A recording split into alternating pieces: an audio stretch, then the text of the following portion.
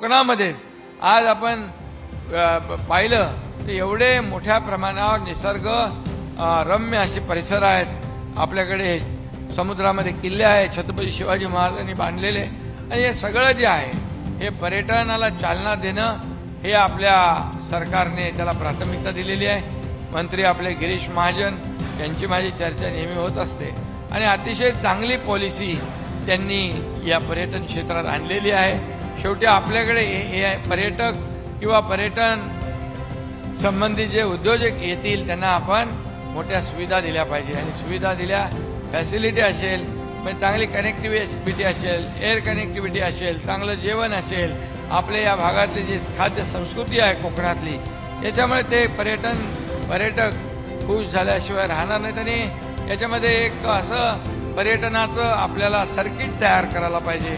Circuit तयार केलं तर निश्चितपणे या पर्यटन स्थळांचा लाभ सगळे लोक घेतील।